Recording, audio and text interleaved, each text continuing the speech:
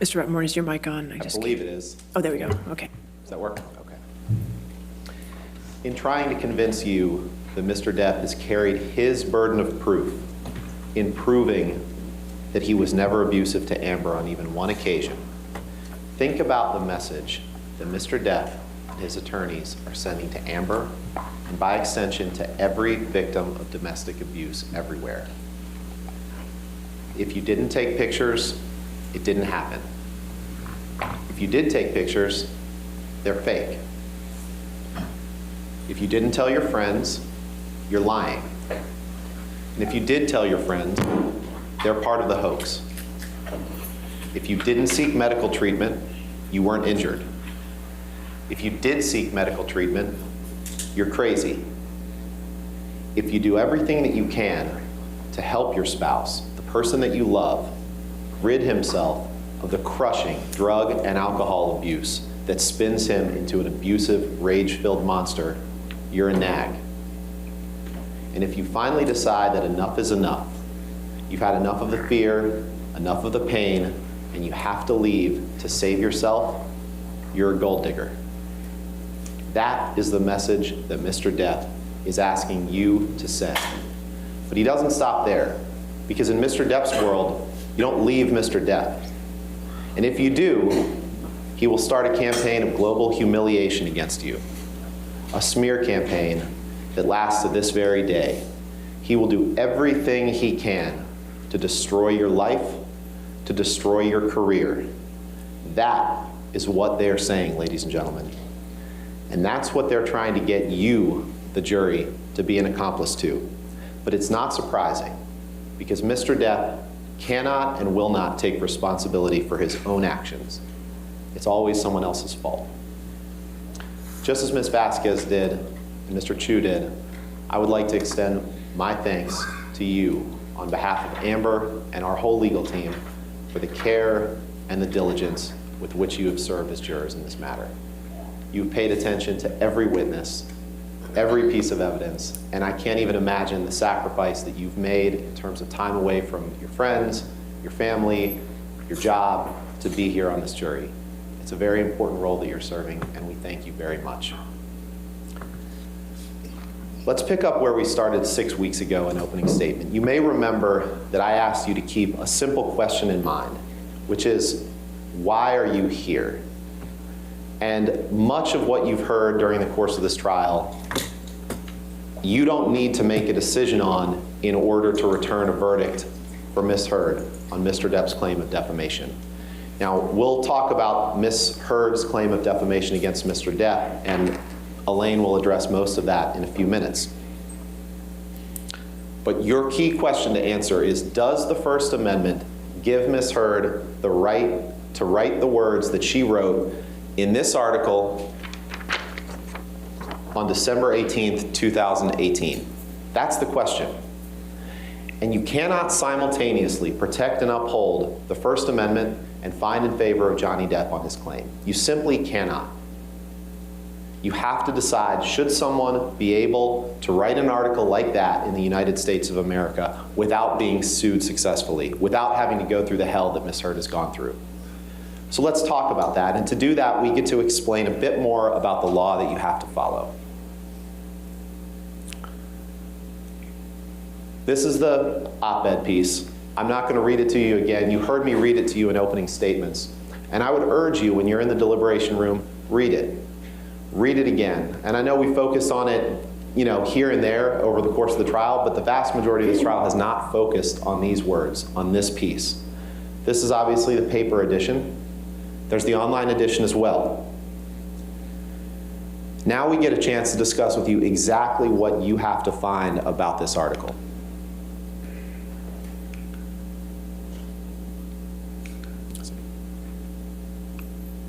Let's try this again. This is one of the jury instructions that you'll get. And I've been so looking forward to being able to actually explain to you, as the judge read all the instructions to you this morning, and I know it was a lot, but we've been looking forward to being able to explain to you what you're here to decide. Because I imagine for some of the case, it's been kind of unclear. What are you being asked to decide? These are the things that you have to find, and you have to answer yes. As Mr. Chu said, you have to answer yes to all of them in order to find in favor of Mr. Depp. So you have to find that the statement was about Mr. Depp, and you can decide that in the context of the article. And I'll get to the arguments that Mr. Depp raises on that in a minute. You also have to find that the statement is false. And we're going to look at the statements here. We're going to look at each of the three statements. And in order to win his claim, Mr. Depp has to prove every single element. And there's a concept in the jury instructions that you really didn't hear from Mr. Depp's side this morning, but you've all heard it, I'm sure, outside the courtroom, which is burden of proof. It is Mr. Depp's burden to prove each and every one of these elements. If he cannot, Ms. Heard wins. If he cannot prove each and every one of these elements under the burden of proof that's applicable, Ms. Heard wins. And there's two different burdens of proof that we'll get to. For all of them except number 7, the burden of proof is greater weight of the evidence. So you weigh the evidence and you decide, has Mr. Depp proven to you the first 6 elements? The 7th one, for actual malice, the clear and convincing evidence standard, we'll get to in a few minutes. But this is what he has to prove, and he cannot do that.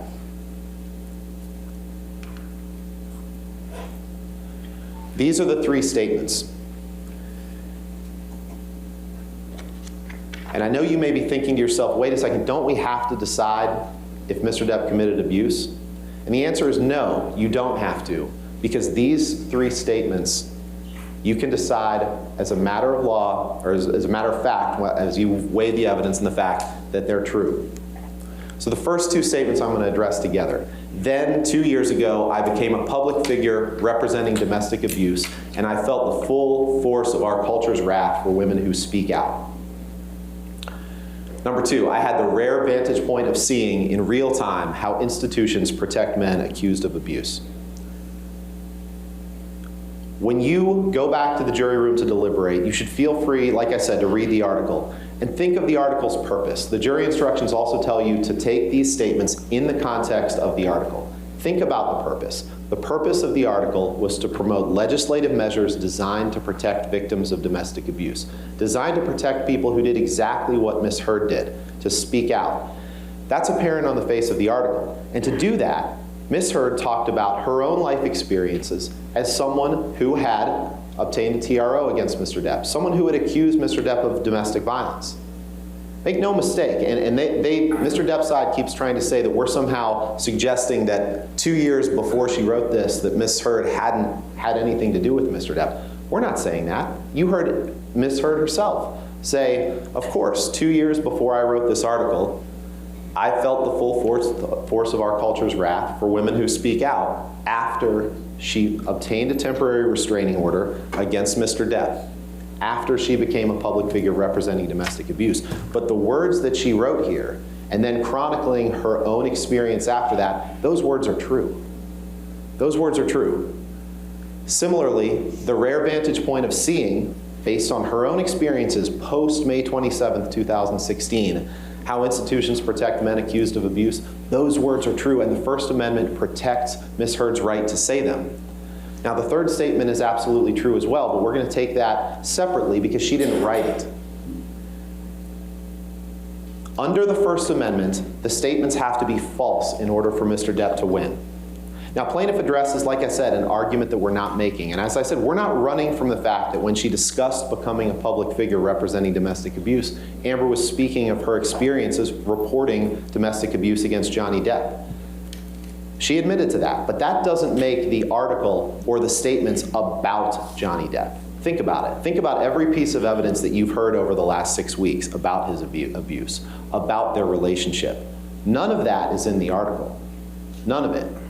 We all know that it would be a very different article if she had written about what she suffered, that she's told you about over the last 6 weeks. Because he knows the words are true, Mr. Depp says that the words now have a defamatory implication. He says the statements are the same as saying, Johnny Depp abused me. But just because he wants to make the article about himself doesn't mean it is. He has to show you that any defamatory implication was designed and intended. Look at number 4, designed and intended by Ms. Heard to convey the defamatory meaning that he suggests. Just because people might read the article and remember, oh yeah, Amber Heard used to be married to Johnny Depp, and she accused him of abuse, that doesn't mean that she designed and intended defamatory implications in writing about herself. And think about it, if Mr. Depp is right, then virtually any statement that anyone could ever make about their own life that implies anything, implies any involvement with any other person, could be defamatory. And that's clearly not what the First Amendment intends. She didn't design and intend the words to be the equivalent of writing Johnny Depp abused me. And you don't have to take her words for it. You can take the words of Terrence Doherty of the ACLU. He said that the op-ed wasn't even Ms. Heard's idea. The ACLU wrote the first draft, and great care was taken in drafting the article so as not to make it about Mr. Depp or Ms. Heard's relationship with him. That's the only evidence presented about Ms. Heard's motive, except her statements that that was exactly what she wanted to do. She wanted to talk about her experiences after Johnny Depp. She wanted to own her story after Johnny Depp and fit those into what other women experience, what other people experience having accused someone of domestic abuse and the backlash that they suffer, and then talk about legislative measures that could help protect people in those positions. That's what she meant, and that's what the article is about. There's no hidden meaning here, ladies and gentlemen. This isn't a hit piece on Johnny Depp. This isn't a hit piece on Johnny Depp. And you can end here. You can end there by saying the statements that she wrote were not false, and the First Amendment protects them. Let's talk about the headline for a minute.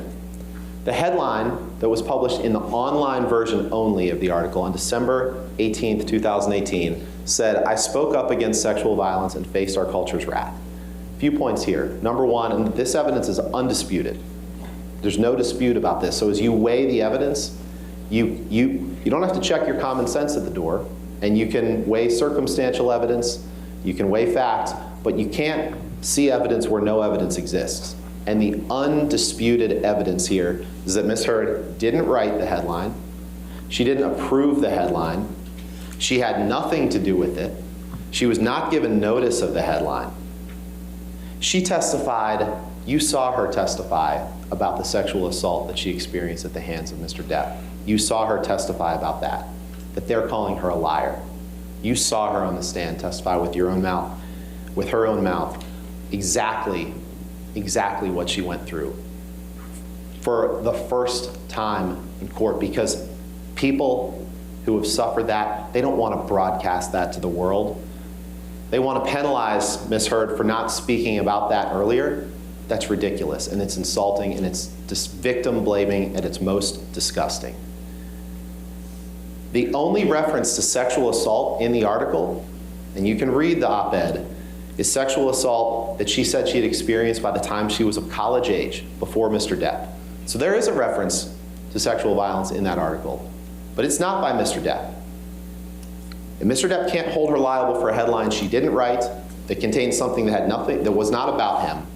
And they want you to think that she republished the headline by tweeting out the link to the online version. So let's look at this. This is the tweet that she sent on December 19th. The hyperlink says, "Opinion Amber Heard, I spoke up against sexual violence." That's the online version of the article. As Ms. Heard said, you can't tweet a piece of paper. So when she wanted to share that she had written this article, what choice does she have? She has to attach that link. And the jury instructions that you have make clear that a hyperlink is not republication. Forwarding a link on does not mean that you've broadcast the statement again, but that's what they want to make you think. The only way, and the jury instructions that you have, and we don't need to read through them in detail now, but the republication instruction says that merely linking to an article does not amount to republication, but adding content to a linked article may constitute republication. You must determine whether any added content was intended to reach a new audience, and if you find any content added to the hyperlink was intended to reach a new audience, it constitutes a republication. There was no content added to the article. She tweeted above the article simply saying, "Today I published this." That's what she said. She didn't add any content to it. She could have added some of the content that you've heard in this courtroom to it. She could have said, not only did 2 years ago I become a public figure representing domestic abuse, but let me tell you about the domestic abuse that I suffered. That would be adding new content. This is not adding new content. But I guess it's no surprise, because this whole case is about blaming Amber Heard for things she didn't do. But that's what Mr. Depp does. It's what he's always done. Blame other people, refuse to take accountability. But the problem for him here is that he's running headlong into the United States Constitution, which says that you cannot hold Amber Heard liable for words she didn't write or publish. But here we are. Here we are. And you can decide this case without ever wading into any of the allegations, the facts, the evidence that you've heard about the heinous abuse that Ms. Heard suffered at the hands of Mr. Depp. You can decide that by determining that those statements are true and that they're protected by the First Amendment. But Mr. Depp brought this case, and he's suggesting that he was never abusive to Ms. Heard. So if that's where you want to make your decision, that's where the road ends for Mr. Depp. Ladies and gentlemen, let me be very clear. If Amber was abused by Mr. Depp even one time, then she wins. One time. And we're not just talking about physical abuse. We're talking about emotional abuse, psychological abuse, financial abuse, sexual abuse. That's what we're talking about. Let's look at the evidence. You heard Mr. Depp define abuse from his own mouth. He admitted all of that when he talked about his childhood. As they referenced, his mother called him one-eye because he had a lazy eye. And he said that that was worse than the beatings that he took. Worse than the beatings that he took. Being called one-eye by his mother was worse than the beatings that he took. And after the evidence that you've seen, some of which you're going to see, I want you to think to yourself, is being called one-eye worse than what he did to Ms. Heard? Absolutely not. You'll remember his expert, Shannon Curry, agreed with all that abuse can take many forms. And you'll remember that Don Hughes, Ms. Heard's expert, talked about the reports of intimate partner violence by Ms. Heard, characterized by physical violence, psychological aggression, sexual violence, coercive control, and surveillance behaviors. She tested Ms. Heard. She said that the tests show that there's a high degree of serious violence perpetrated by Mr. Depp toward Ms. Heard. She got that opinion and that impression by reviewing the medical records of Ms. Heard. She talked about the role of coercive control that Mr. Depp exercised over Ms. Heard.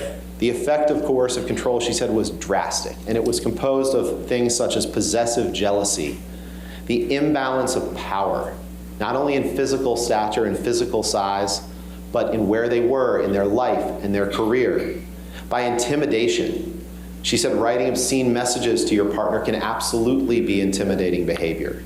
She said that Mr. Depp, after reviewing the evidence, banging and throwing and hitting things in the household, that's psychological aggression. Punching a wall, throwing something, screaming, that is abuse. That's abuse, ladies and gentlemen. She said alcohol can just throw lighter fluid off a flame in a situation of domestic violence. All of these things constitute the domestic violence that Ms. Heard suffered at the hands of Mr. Depp.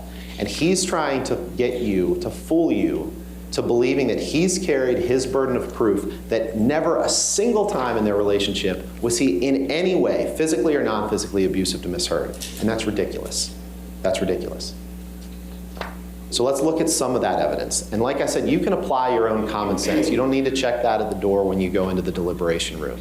I'm going to walk you through the evidence, some of the evidence that's been presented, including evidence from Mr. Depp's own mouth, his own words, or the words of his witnesses. Keep in mind the burden of proof. And as we go through this evidence, I'd ask you to keep this in mind as well. It's not about who's the better spouse. It's not about whether you think Ms. Heard may have been abusive to Mr. Depp. It's not. Because remember, if you think that they were both abusive to each other, and that's what their witness Laurel Anderson testified to, then Amber wins. They're trying to trick you into thinking that Amber has to be perfect in order to win. even while they're ignoring Mr. Depp's many flaws. But don't fall for that trick. Amber's not perfect. None of us are. She's never pretended to be, and that's not what you're being asked to decide. One time, ladies and gentlemen, one time. If he abused her one time, Amber wins. Actually, if he fails to prove that he never abused her one time, Amber wins. So let's take a look at some of the evidence. This was one of the first messages shown to Mr. Depp in his cross-examination. This is a message to Paul Bettany, his drug buddy, early on in their relationship, when he says, "Let's burn Amber. Let's drown her before we burn her. I will fuck her burnt corpse afterwards to make sure she is dead." Some of the most vile, disgusting language that you could ever imagine. That is what he said to her at the beginning of the relationship. So let's look at how the relationship was bookended. You remembered Mr. Depp the other day in response to some text that we'll see later saying, "I don't write like that." This is a bookend of the relationship. This is after it was over. I asked Mr. Depp to read that top text. You'll remember that was the only thing I asked him to read, and he immediately said, "I didn't write that text," even though, of course he did. Even though he wrote the text under it that said, "Hopefully that cunt's rotting corpse is decomposing in the fucking trunk of a Honda Civic." That's how he bookended their relationship. Ladies and gentlemen, these words are a window into the heart and mind of America's favorite pirate. This is the real Johnny Depp. This is the real Johnny Depp after Miss Heard decided that she couldn't take it anymore, decided that she needed to leave him. And I'm not going to reread this whole text to you. But this is where he says she's begging for global humiliation, and she's going to get it. He says, "I'll stop at nothing, and I can only hope that karma kicks in and takes the gift of breath from her." It's one of the only promises to Miss Heard that Mr. Depp has ever kept. That's how he ended the relationship, but you saw how he started it. Now, Miss Heard did testify on the stand that Mr. Depp abused her countless times. First it started, they were very happy. They started dating in 2011, and things were good. And she testified that even during periods of abuse, even during their relationship, when there was abuse occurring, that there were periods where they were very happy. It's the cycle of violence. It's the cycle of sobriety. There were periods when everything was good, when the monster was gone, and then the monster would return. You heard about how the first incidents of violence took place in 2012, when Miss Heard asked Johnny about his tattoo that used to say Winona Forever and had been changed to say Wino Forever. And she laughed. And she said, "And he slapped me across the face." She thought it was a joke, and then he did it 2 more times. And then he said, "I thought I put the monster away, and I've done it before." That's what he said to her during that first incidence of violence. But you don't just have to take what Mr. Depp said in his text. We can hear through his own voice what he called Miss Heard. And you throw flour every single time you get it. Because you're a fucking cunt!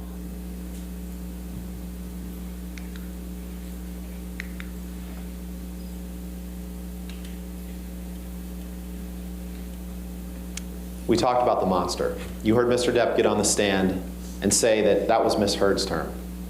She made it up. That was what she used to refer to him when she was nagging him, because she didn't want him to have a good time. She didn't want him to have a beer once in a while. That's what he's implying. But no, this was a term created by Mr. Depp that she heard for the first time in 2012 after he slapped her 3 times across the face and said, "I thought I put the monster away." And after he sat up here on the stand under oath and told you that she made that term up, we look back at his texts, the writing at the time. The first text is after Australia in 2015, during a period of sobriety, a short-lived period of recovery for Mr. Depp, when he told Jerry Judge, his bodyguard, all I had to do was send the monster away and lock him up. Remember, he texted Elton John, or sent an email to Elton John in 2012, referring to himself as the monster. He tells Dr. Kipper, the doctor to whom he's paid millions and millions and millions of dollars, Thank you, my darling Kipper. He says, I've locked my monster child away in a cage deep within. He tells Stephen Duders, you know Mr. Duders, he liked to text Mr. Duders.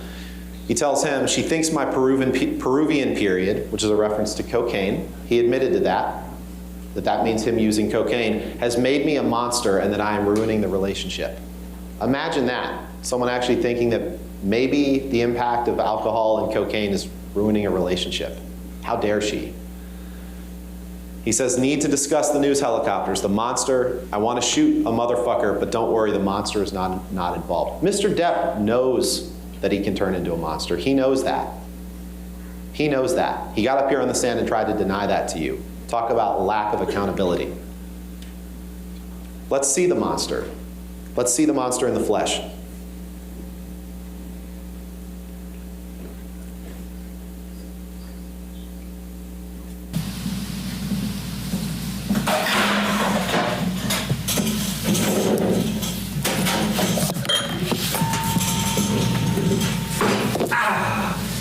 Motherfucker! What happened?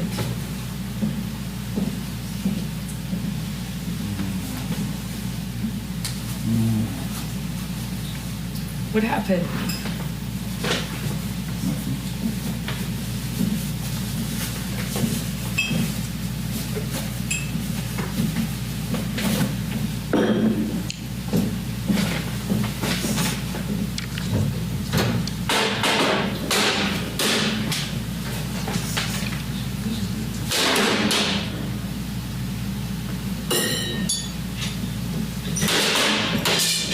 Nothing happened this morning, you know that? Were you in here? No. So then nothing happened to you this morning? Yeah, you're right. I just woke up and you were so sweet and nice. We were not even fighting this morning. All I did was say sorry. Did something happen to you this morning? I don't think so. No, that's the thing. You want to see crazy? I'll give you fucking crazy. That's crazy.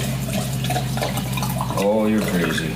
Oh, you're crazy. Have you drunk this whole thing this morning? Oh, you got this going? You got this going? I just started it. Oh, really? Yes. Really?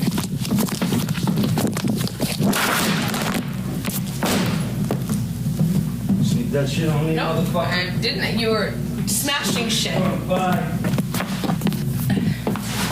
Ass.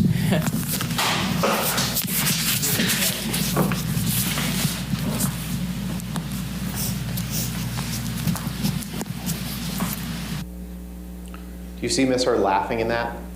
She's not laughing in that. Mr. Depp in this courtroom right now is laughing and making snide remarks as that video is being played. But it's not a laughing matter. Who does that? Who does that? Imagine being in Amber's shoes on February 10th, 2016, videotaping him because when he's sober and sweet, you've never loved anything more. But when he mixes the drugs and he mixes drinks, he turns into this man. You've seen it before. You're praying it won't happen again, but deep down, you know it will. You know that that man will come out. You know that monster will come out, and you want him to change. Imagine watching your husband, the person you love, behaving violently that way, like a wild animal. That is abuse. That's abuse. And you don't have to look at that incident in isolation to find that it's abuse. You can look at it in the context of their whole relationship. This isn't about breaking down a series of individual days that you've heard evidence about. This is about the cumulative effect of Mr. Depp and Miss Heard's relationship and whether that constitutes abuse. That is abuse, ladies and gentlemen. That's domestic abuse. And their response is, she sold it to TMZ, which she didn't. There's no evidence of, and she was on a plane. The only evidence suggests she was on an international flight when Mr. Tremaine testified that they received it and it was validated within something like 15 minutes, which could only have happened by the person who sent it. Miss Heard was in the air. She didn't send it to TMZ. She never leaked anything to TMZ, as you heard from her own mouth. Who would want that to become public? Again, in order to find for Mr. Depp, you would have to find that for his defamation claim, every single thing that ever happened between them that could constitute abuse, Amber was the abuser. Every single time. You'd have to believe the unbelievable. You all are smarter than that. But Mr. Depp thought he could hide it.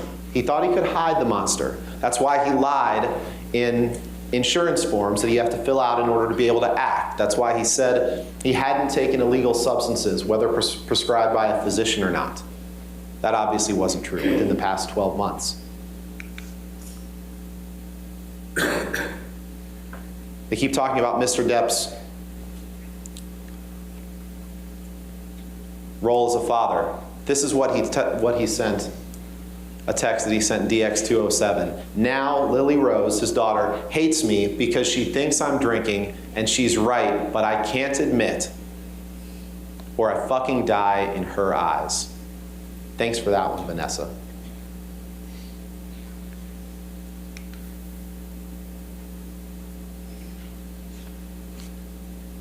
This is Mr. Depp passed out in a Tokyo hotel room during the press tour for The Lone Ranger in 2013, when Ms. Heard testified that Mr. Depp screamed at me, and all I could think were the kids are in an adjoining room.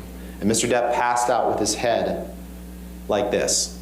I don't think he was sleeping on the floor because he had a bad back. They keep referring to these pictures as she took pictures of Mr. Depp while he was asleep. He's not asleep in that picture. He's passed out, drunk and high, and she's taking pictures because she wants him to realize what he's done and get help and seek help. I don't think that looks like the spice cabinet of anyone in this courtroom. That's Mr. Depp. This is Mr. Depp. This is Mr. Depp. This is Mr. Depp. And all you hear from Mr. Depp when these pictures are shown is snickering and defiance. Victim blaming, blaming Miss Heard for taking this picture of him, for trying to help. So let's talk about some of these instances of abuse. Oh, forgot one. In March 2013, talked about the Wino Forever tattoo. In March 2013, there were a couple instances. There was one where on March 8th, and we'll get to that in a second, where he was drinking brown liquor and doing a lot of cocaine. Or that might have been that was March 22nd. On March 8th, this is when Mr. Depp backhanded her. She felt like her lip went into her teeth and got a little blood on the wall. He grabbed her by the arm and held her on the floor, screaming at her. We'll come back to this in a minute. This is March 22nd. This is what Mr. Depp said isn't every hour happy hour. Again, totally abandoning any responsibility for behavior like this. Well, what happened on March 22nd is he wanted Ms. Heard to remove a painting by her ex-partner, and he wanted to admit to an affair that she wasn't having. She didn't admit to it because it wasn't true, so he decided to have some lines of cocaine and some whiskey for breakfast. And then, on the way to filming the Keith Richards documentary, after a multi-hour argument, he grabbed their dog, their teacup Yorkie, and holds the dog, Boo, out of the window of a moving car, and he's howling like an animal, Ms. Heard said, while holding the dog out of the car. That is abuse, ladies and gentlemen. That's abuse. Let's go back to this, because Ms. Vasquez read a parade of witnesses that she believes support Johnny's defense in this case. But as you've seen over the course of this proceeding, these witnesses, as I previewed in the opening, almost all of them are witnesses on his payroll. They're all scared to say anything bad about him, and they've seen what happens to people who do. And none were there for the instances of domestic violence. What they're saying is, oh, if he didn't abuse Ms. Heard in front of his 4 bodyguards, then it must have never happened. That's essentially what they're asking you to believe. That's ridiculous. That's not the way domestic violence works. Take his sister, Christy. I know it seems like a year ago, but she was the first witness in this case. You'll remember her on the stand when I presented her with these texts that say, stop drinking, stop coke, and stop pills. You'll remember her squirming and saying, oh, I don't think I was asking him to stop drinking, stop coke, stop pills. She couldn't even answer that basic question. because she wanted to lie for Mr. Depp and say that Ms. Heard was delusional. She couldn't even admit this to you. She's nothing but an enabler. The same with Sean Bett, his head of security, who's been sitting in this courtroom for the past 6 weeks. He's right there. Mr. Bett was the one who testified to you that when Mr. Depp has a few drinks of alcohol, he said, I wrote this down, he said it's like the rest of us drinking sparkling water. I don't think that kitchen video that we just saw was like you or I when we drink sparkling water. This is the same Sean Bett who said that on the evening of May 21st, 2016, which Elaine will talk about in a little bit, he said Mr. Depp may have bumped something off a table. You've seen the pictures. You'll see him again.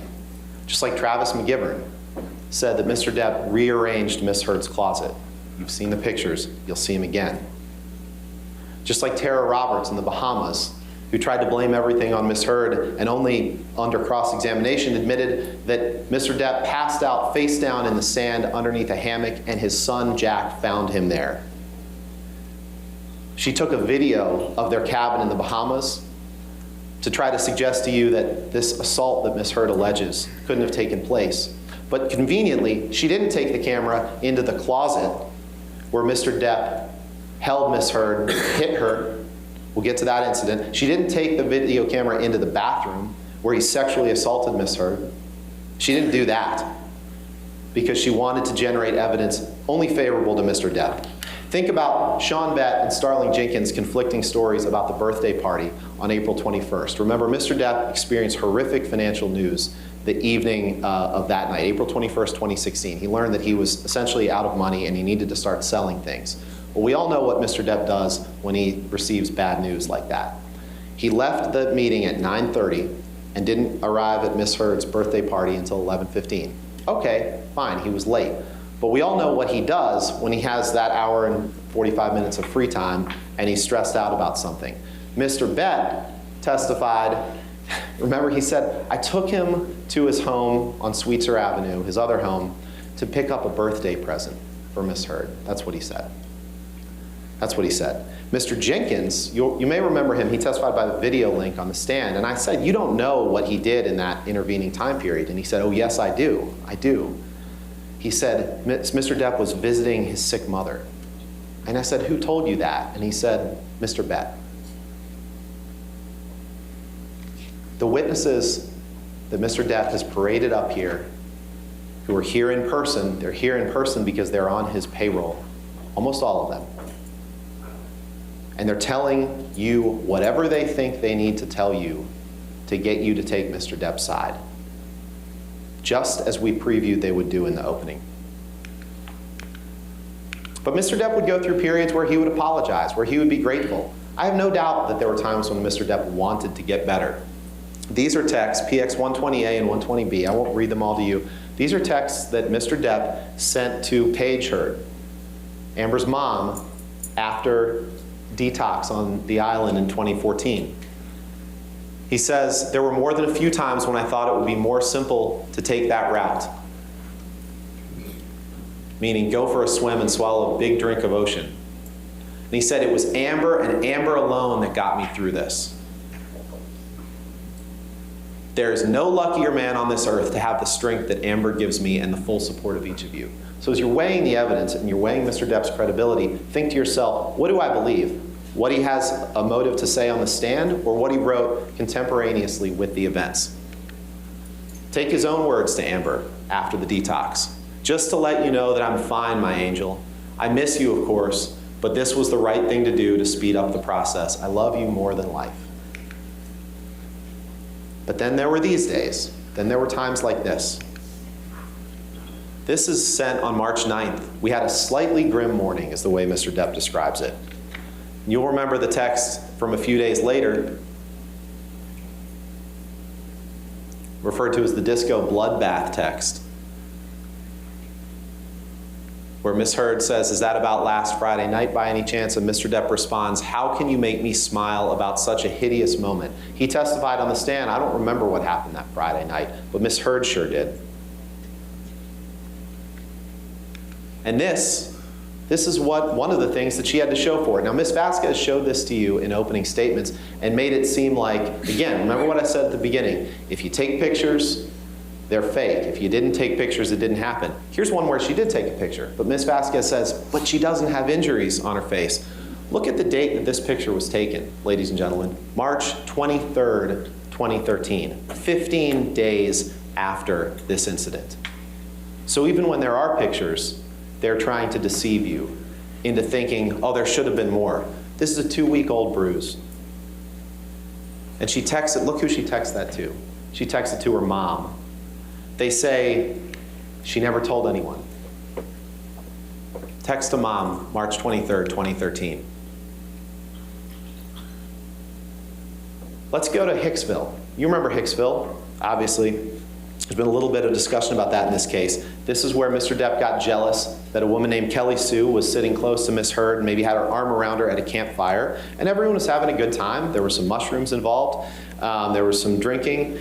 And Mr. Depp got jealous of that. Now, he claims that Miss Heard is the abuser, that she's so much stronger than he is. But then he testified that the evidence shows that in Hicksville, he was the one who said he was just trying to protect Amber. Well, who says, why would she need protection if she's the abuser? And he went and he took Kelly Sue's hand, forcibly removed it from Miss Heard, embarrassing Miss Heard, ruining the mood of the whole night. So they went and they got into an argument in the trailer in which not only did he trash the trailer, but he took her into the bathroom. He slammed her up against the side wall of the bedroom by her neck, holds her there, and no, sorry, that was the next one.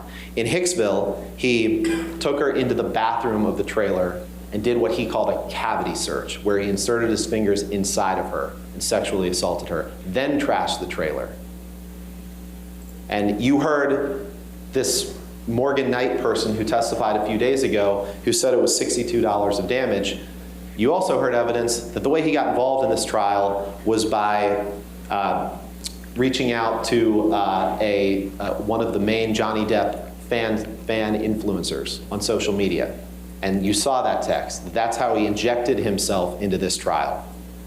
There was way more than $62 of damage. You heard testimony from Rocky Pennington, Whitney Enriquez, and Amber about him trashing the trailer.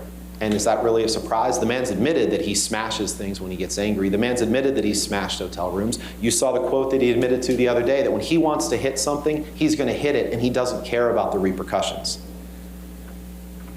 So in Hicksville, Hicksville was late May 2013. This is a text, another text to drug buddy Bettany, where he says, I, of course, pounded and displayed ugly colors to Amber on recent journey. I am an insane person and not so fair-headed after too much of the drink. Weed, pills, fine. Booze, my capacity is too large and I won't stop. Ugly and sad. Oh, how I love it. There appears to be an Amber Alert, but I think we're okay. People are getting it, I guess, on their phones that haven't silenced that. Oh, okay, Your Honor. Okay. Can I keep going? Yes. Thank you. Yes, sir. So that's after Hicksville. This is what I was getting to next. This, remember the testimony about Mr. Depp being drunk on his yacht on the island in the Bahamas in 2013, when Mr. Depp looked a little scary by the way his body fell into the water, and Lily Rose, his daughter, started to cry. Miss Heard comforted Lily Rose, and then Depp accused Amber of making them aware of this, that he was drinking again, making his kids aware of this. And he slammed her up against the side wall of the bedroom, held her up by her neck, held her there for a second, and said, I can fucking kill you, and you're an embarrassment. That's what he said. And then, do you remember what happened? Lily Rose and Amber helicoptered away from the island. And while Amber was in the helicopter with Lily Rose, Mr. Depp sends her this piece of poetry,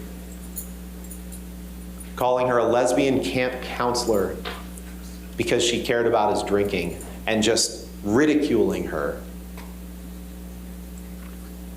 for trying to protect his daughter. Sickening.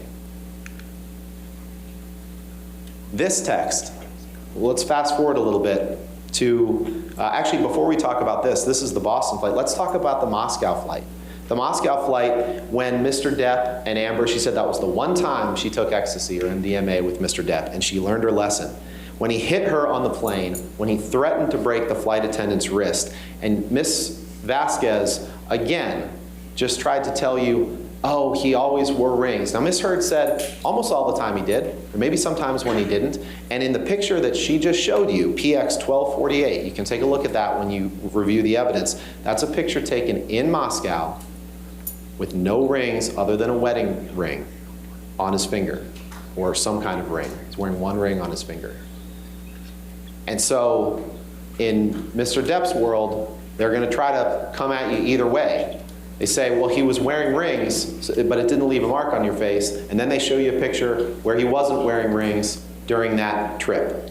So that's what happened in Moscow. On September 2013, in London, Mr. Depp was filming with Paul Bettany. He missed a few days of work, going on a multi-day drug binge. And that's when he told Miss Heard that if she accepted an invitation and went to a concert with a friend that she was starring in a movie with, that the engagement would be off. Talk about coercive control that Don Hughes testified is abuse. That is abuse. And there's been a lot mentioned in this case by Mr. Depp about Miss Heard not wanting him to leave. Miss Heard not wanting him to leave. Well, this is why she didn't want him to leave, because he goes off with his friends and he twists off, as he calls it, and goes on a multi-day bender. That's why she didn't want him to leave when he got spun up like that and she could see the monster coming. So let's fast forward to the Boston plane incident. Mr. Depp was jealous that she was filming a movie with James Franco. And Miss Heard testified that when she met him in Boston, she was on the plane, his car pulled up. She could guess by the way he was moving. She knew what was going to board that plane. And it wasn't Mr. Depp, the man. It was Mr. Depp, the monster. She said, I already know he's drunk. I already know he's using. And then when he got on the plane, he straight up started taunting her. He called her a go-getter and a slut. He started throwing things at her, ice cubes and utensils, and he slapped her face against the window when she was seated. And when she got up to move, how dare she, he kicked her in the back. She said, I feel this boot in my back. And he continued to drink and eventually started howling like an animal, passed out in the bathroom. Let's play 221, please.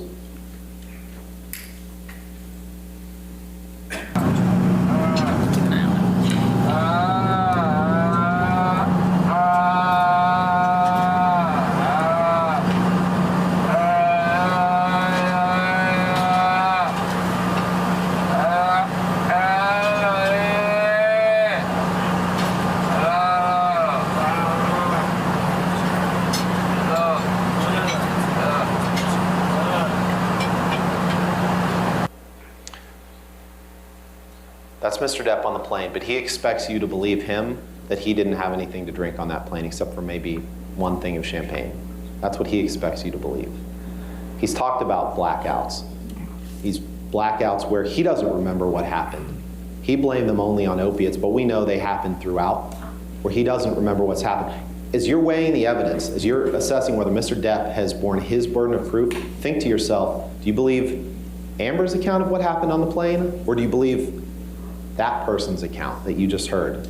But actually, you can look at his account from a few days later, May 30th, in which he told, again, Paul Bettany, he said, drank all night before I picked Amber up to fly to LA. No food for days, powders, half a bottle of whiskey, 1,000 Red Bulls and vodkas, pills, 2 bottles of champagne, and what do you get? An angry aggro engine in a fucking blackout, screaming obscenities and insulting any fuck who got near. I'm done. I'm admittedly too fucked in the head to spray my rage at the one I love. For little reason as well, I'm too old to be that guy, but pills are fine. And he expects you to believe that he's carried his burden of proof in showing that no abuse happened on that plane. You don't have to look at just that. You can look at this text to Patty Smith when he says, when I was in NYC, they were brief visits, and I fucked and charged by horrific fights with Amber. I fucked up and drank and got shitty, was so disappointed in myself. You can look at his text to Miss Heard the next day, where he says, "Once again, I find myself in a place of shame and regret. Of course, I am sorry. I really don't know why or what happened."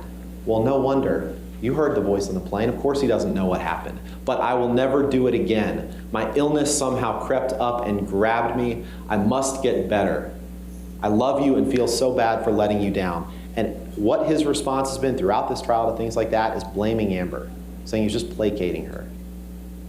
Is that carrying his burden of proof and showing that abuse hasn't happened even a single time?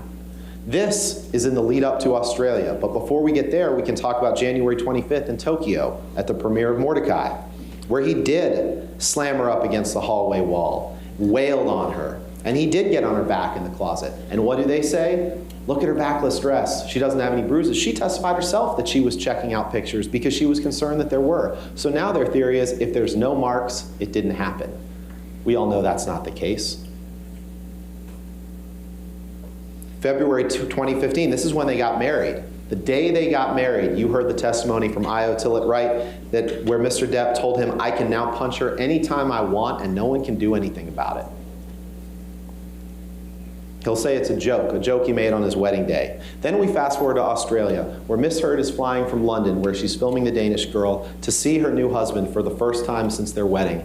And these are excerpts from DX 353, all but the bottom right one are in the days leading up to this, where he's on a drug-fueled bender. He's hanging out with Marilyn Manson. He's getting drugs from his assistants who are enablers. Again, there's a reason you didn't hear them testify in this trial. They're getting him drugs for days and days. And then the one on the bottom right, you'll remember you've seen a couple times. This is after he chopped his finger off, when he says, "Need more cocaine and ecstasy."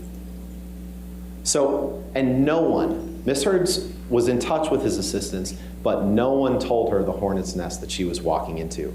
And we all know what happened in Australia. We all know that Mr. Depp, she gets there, he pulls out a bag of MDMA, and he took a handful. She didn't say he took 10 at a time. She did say he took 8 to 10 over the course of that period. The second day, Mr. Depp, who claims that Miss Heard refused to do a post-nup, calls Amber's domestic relations attorney, Michelle Mulrooney. You heard from her when he was drunk, and he fired her. And he told Amber for about the 25th time, she said, "The only way out of this is death. I don't want a post-nup." And then she said she remembered him slamming up against the wall. And I won't go through, you remember her testimony from Australia. You remember her saying that he had her by the neck, squeezing her neck. You remember her saying that he threw her on the games table like a ping pong table. You remember seeing the pictures of that broken table. You remember her saying that at some point he had a broken bottle up against her face, and he told her that he'd carve up her face, that he was throwing bottles at her. He's throwing bottles one after another, and I could feel glass breaking behind me, and you've seen the evidence of that. And he was just over and over again smashing the phone into the wall, screaming at me as she watched it break into pieces. Now, she doesn't know how he lost his finger. She said that she saw him smash a phone to pieces, and you heard him get impeached the other day with his testimony from the UK, which was different from what he testified here, where he said he did smash a phone. And then they tried to put that picture in front of you with the desk phone and suggest that that was it. It's deception. They're trying to deceive you. And then you heard Ms. Heard testify that the next morning she found meat that he had left all over the house, but not before what happened before she went to bed that night, where Miss Heard testified, and I remember trying to get up, and I was slipping on the glass. I was wanting to move. I felt this pressure in my pubic bone. I remember just not wanting to move because I didn't know if it was broken. I didn't know if the bottle that he had inside me was broken.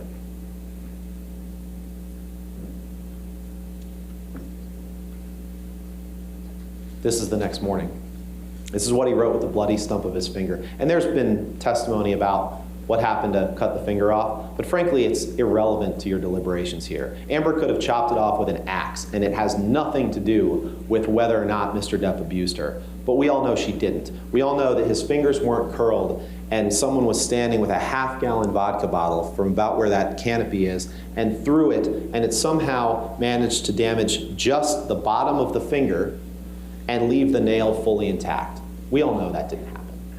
Mr. Depp knows it didn't happen, and we'll see some evidence of that. But here, he writes about her ambition, starring Billy Bob and Easy Amber. We talked about controlling, jealousy, talked about him not wanting her to act. Dawn Hughes testified how that is a form of intimate partner abuse. Here he's writing on the mirror again, and they try to blame her and say that she wrote "Call Carly Simon." She didn't write that. Who was the lunatic in the house? Who was writing everywhere? There's no evidence she wrote that. She testified she doesn't even know who Carly Simon was until she was told. This is some of the evidence. Mr. Depp told you a couple different stories the other day about the evidence on the right. He claimed that that was the handle of vodka between those two beer cans there. But then under cross-examination, he admitted it's not, that there's not enough glass on the floor, that there's no handle of vodka on the floor. But what there is in the picture on the right is evidence of when he was throwing bottles past Amber's head and breaking that plate glass window. More writing, more abuse on the right. Imagining having a painting area where you're drawing two canvases and you and your husband get in a fight, and while you are asleep that night, he takes the bloody stump of his finger and dips it in paint and destroys your paintings. Ladies and gentlemen, that's abuse. Good luck and be careful at the top. And this is a good chance to talk about Mr. Depp's controlling and jealous rage and his desire to control Amber's career. He didn't want her to act. As early as 2013, he tells his sister, "I don't need actress bullshit and her fucking ambition." He tells her in this recording,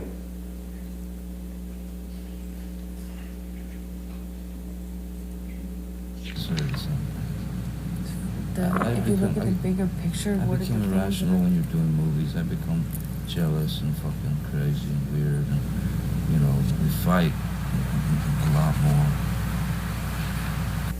I become jealous when you're doing movies. I become irrational and fucking crazy and weird. Out of his own mouth. This is some of the notes of Dr. Blaustein, his therapist, called him self-destructive. Something about wait up to fight the devil. Jealous, and I know this is hard to read, but you can see jealous, you can see paranoia, fear, envy. He wanted to control her. He wanted to own her. He didn't want her to have any career. And then he says things like, "I have other uses for your throat, which do not include injury." No one who hasn't previously grabbed someone by the throat would write, "which do not include injury." But we all know how Mr. Depp thinks along these lines, because you saw these two texts the other day that he sat on the stand and denied writing. And I'm not going to read them to you again, because they're the most vulgar, vile writing you can imagine. He said, "That's not my style. I wouldn't write like that." Of course he would, and he did. These are texts that he produced, that he gave to Amber and our team in this litigation, from him to his personal assistant, Stephen Duders. This is the way he thinks about women. This, not what you heard on the stand, that. It's disgusting. He admitted that he cut his finger off. This is evidence of him admitting to it to people other than Amber. "I cut the top of my middle finger off." Says that to Dr. Kipper. Says it again to Dr. Kipper. The bottom one he says to Nurse Filati, "I just chopped my finger off." But he does say it to Amber too. Remember, we played this one 4 times, and Mr. Depp denied that he was actually saying, "the day that I chopped my finger off." Let's hear it one more time. I don't know. I'm talking about Australia, the day that I Now we're chopped talking my about finger. Australia. Okay. The day that I chopped my finger off. So let's fast forward to March 23rd, 2015. After just a few weeks in Australia, Mr. Depp has a finger injury, no doubt about that. He comes home, he gets what they call a soft cast on it, which you heard his treating physician and our experts say it doesn't have sides on it, but it's a hard plaster cast over the top of his finger that can be wielded like a club. And they got in an argument when Miss Heard discovered that he was having an affair with a woman named Rochelle that had been going on before the wedding, after the wedding, and she confronted him about that. No surprise there, they got in a huge argument.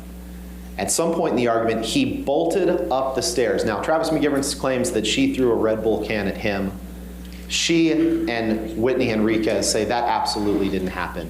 But even if you believe Mr. McGivern, at some point, Mr. Depp went up the stairs. He went to the fight. This is the man that claims he always wants to run, and this time he had his bodyguard with him. So he could have just walked out the door, but he runs up the stairs, and Miss Enriquez is standing on the precipice of the stairs, and Amber admitted that when she thought he was about to push her down the stairs, as he's grabbing at her and Amber with his free hand and trying to club them with the casted hand, that she said, "I punched him square in the face. I punched him square in the face." And they showed you a picture of the shiner that she had, that Mr. Depp had. Miss Heard doesn't deny that. They're trying to say she's the abuser for defending herself and her sister from this animal who's running at them. This person that they claim couldn't possibly have done this because he had a hurt finger. Yet he could have done this. This is what Mr. McGivern said was rearranging her closet. I don't know what you all do when you rearrange your closets, but I hope it doesn't look like this. This is throwing a clothing rack down the stairs. This is knocking this over. This is what he did to rearrange her closet with his hurt finger that he couldn't possibly have hit Miss Heard with, they claim. That in and of itself, that destruction of property, even if he hadn't hit her that night, that's abuse. Imagine being married to someone and walking on eggshells so thick that you don't know if you set them off, if that's what's going to happen. That's abuse. And it's disgusting. But sometimes he would apologize. He'd say, "I can't express how sorry I am for having stooped so low as to have spewed such vicious untruths for the sole purpose of hurting you. Grievous error, shameful." So he went in these cycles. She thought he could change for good. And when it was good, it was really good. But then sometimes things like December 15th came around, where she remembers him chasing her in the kitchen. She remembers him shoving her 2 or 3 times and sending her toppling over a Chase lounge and saying, "Do you really want to go again, tough guy?" And she looked at him and he balled up his fist, leaned back, and headbutted her square in the nose and pounded her head with the back of his fist so she couldn't breathe on that bed that we're going to see in a second, where she was suffocating in this pillow top. And she said, "This is when I thought I was going to die. He's going to kill me, and he doesn't even know what he's doing because he's out of his mind."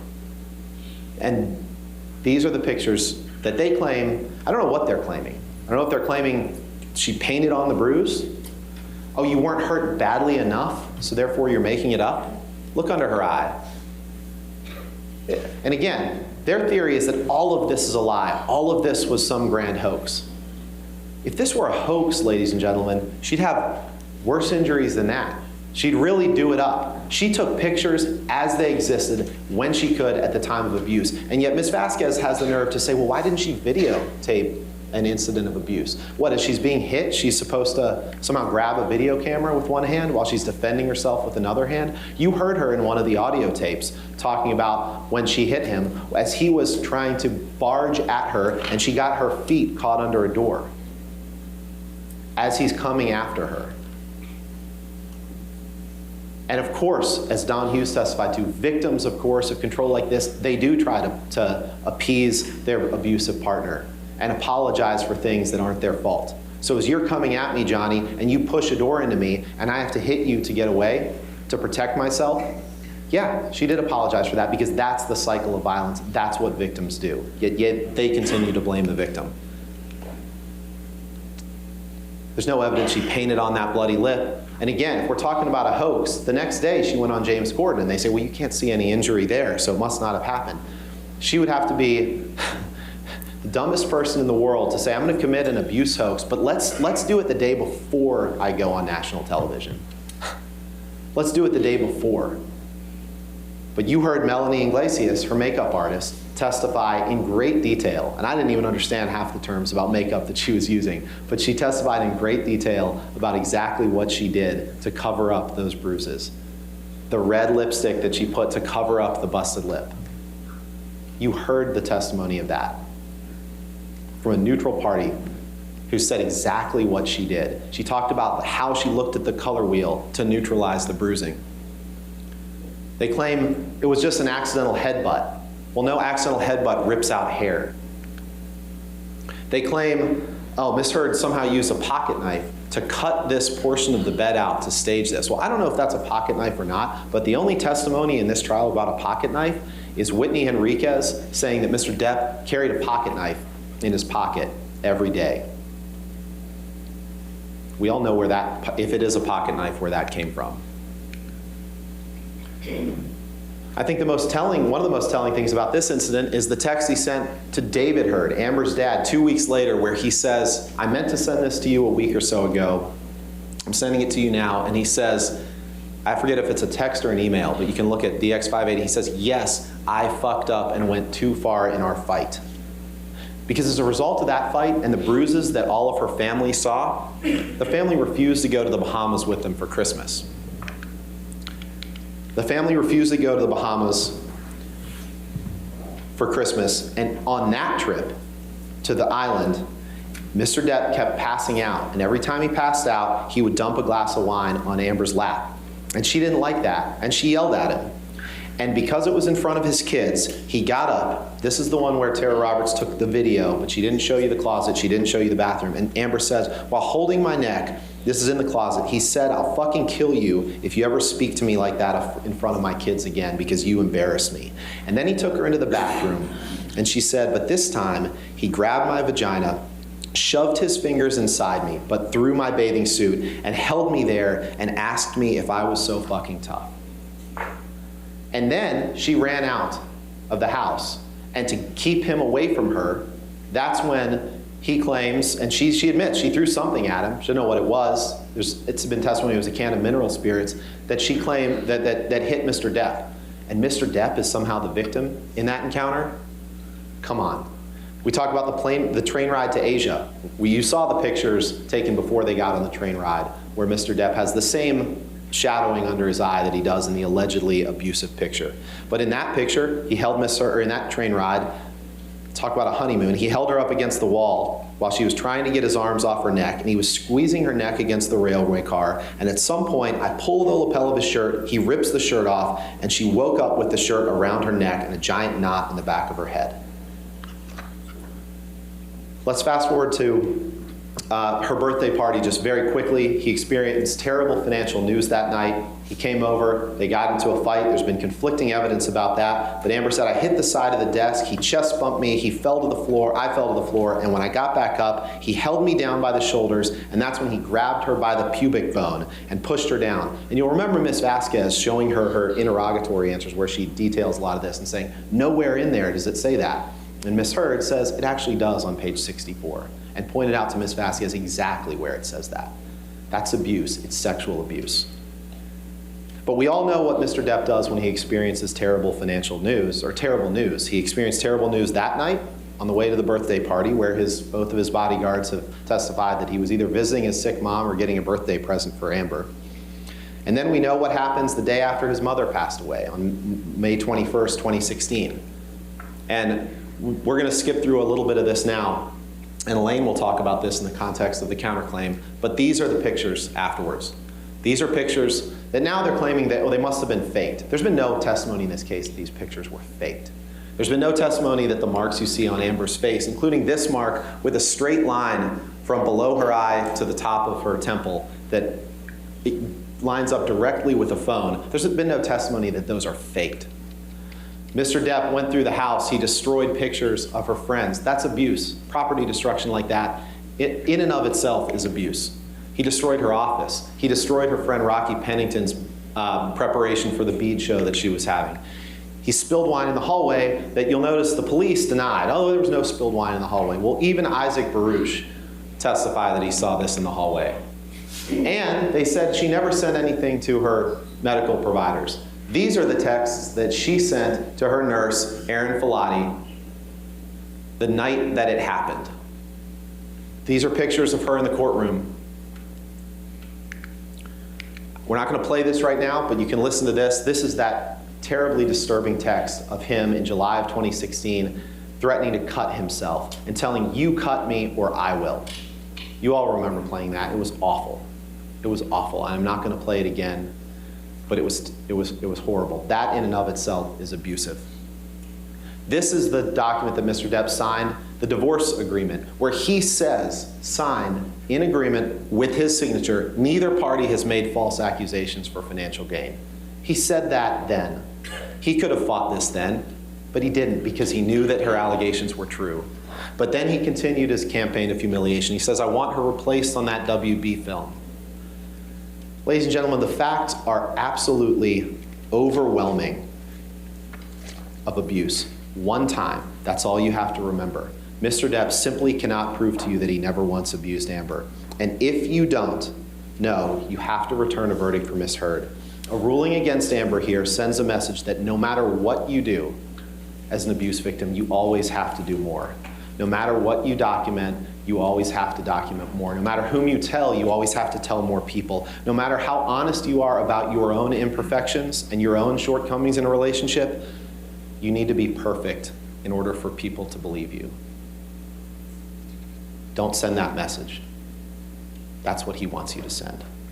So I'm going to quickly get to another point that you have to find in order to prove, or in order to rule for Mr. Depp. You would have to find that Ms. Heard made the statements with actual malice. Now, what Mr. Chu didn't tell you is that you have to find this by clear and convincing evidence. So this is much higher than the greater weight of the evidence standard that applies to the other claims, the other elements of the claim. Clear and convincing evidence is evidence that creates in your minds a firm belief or conviction that Mr. Depp has proved this issue. So if you believe that Ms. Heard did not act maliciously in writing her op-ed, then you must return a verdict for Ms. Heard, even if you think that he never abused her. But I'll quickly go over the evidence of this. The op-ed, you look at the words, it clearly wasn't a hit piece. She visited her attorney, Eric George, who testified by video that his objective was to make sure that there could be no meritorious claim that could be brought about this article relating to defamation. He gave Ms. Heard advice. She affirmatively followed all of it. So you cannot find that Ms. Heard met the clear and convincing evidence standard, given the testimony of Eric George, given the testimony of Terrence Doherty from the ACLU, when Amber went out of her way to ask her lawyer if it was okay. They will say it doesn't matter if she's lying, but even if that isn't, they will say that that doesn't matter if she's lying, but even that isn't true. Because again, keep in mind that if Ms. Heard wanted to be malicious toward Mr. Depp, the article would be very different. And I think it's interesting here, we'll talk about Mr. Waldman in a second, but that Amber utilized her attorney, Eric George, to make sure that she was following the law. Mr. Depp used his attorney, Adam Waldman, as an attack dog to defame Amber and to fulfill Depp's promise to her of global humiliation. The last thing I'll touch on before Elaine talks is Mr. Depp's damages. The man's at least consistent in one respect. He blames other people for his problems, everyone but himself. You heard us reading the stack of articles dating years before he broke up with Amber, before their marriage broke apart, talking about his problems, talking about the fact that his movies were flops, talking about the fact that he was late to the set, that he's unreliable as an actor.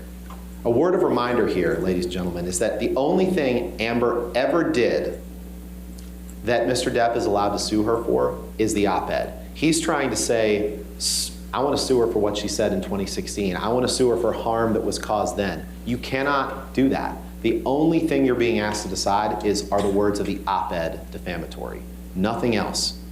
Any damage to Mr. Depp's career is self-caused.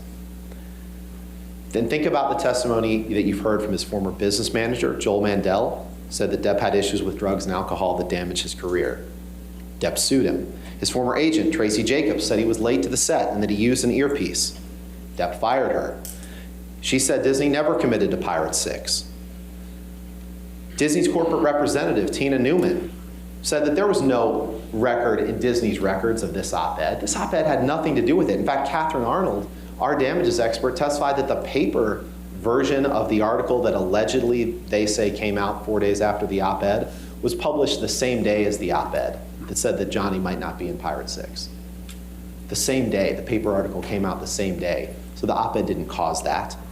There's no evidence of any contract by Disney for Pirate 6. His agent, Jack Wiggum, couldn't identify a contract. His former agent, Christian Carino, said that there's no contract. He didn't lose anything as a result of this op-ed. Anything he's lost is the result of his own choices. You also heard him lie to you. You heard him tell you that this was his first chance to tell his story. But let's break it down, because that's not true. He could have fought the TRO that Amber filed. He could have said, I didn't abuse her, but he chose not to do that.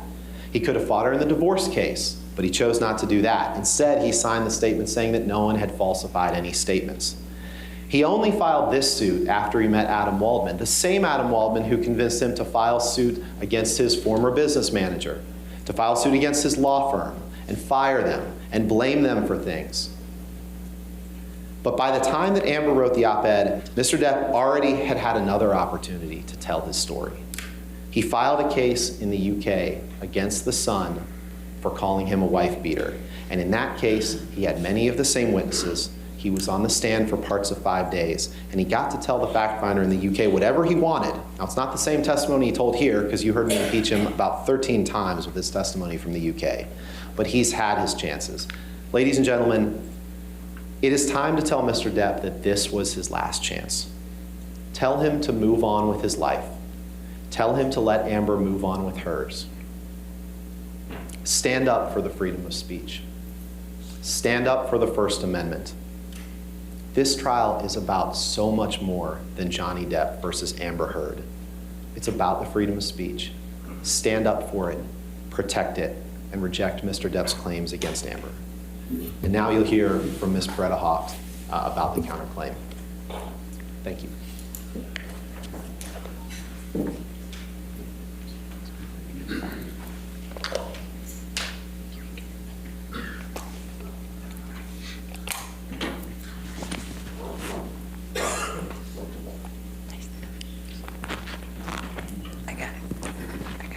Yep. I'm good. Good. I get to say good afternoon.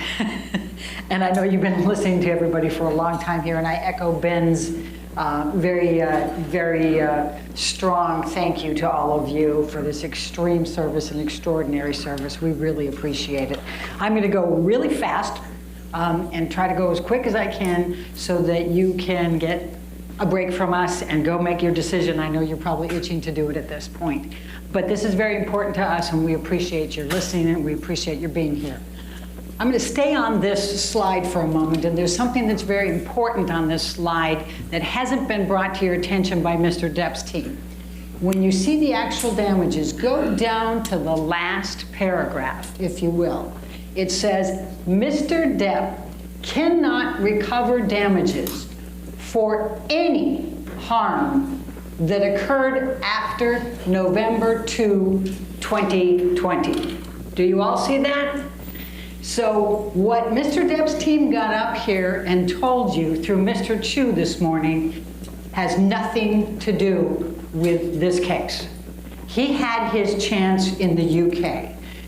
The lawsuit was filed June 2018, 6 months before the op-ed. The trial was July 2020. The process ended, according to Mr. Marks, their expert, on November 2, 2020. And his damages stopped then. He can't get reputational damages. He can't get his legacy back for his children. He can't get anything after that day from you. You can't restore his reputation. You can't give him anything. They didn't tell you that, but the court told you that. And that's a very, very important thing here. He told his story. He had his opportunities. He had his full opportunities to do all of that. And he came in here and lied to you and said he's here to get his reputation back.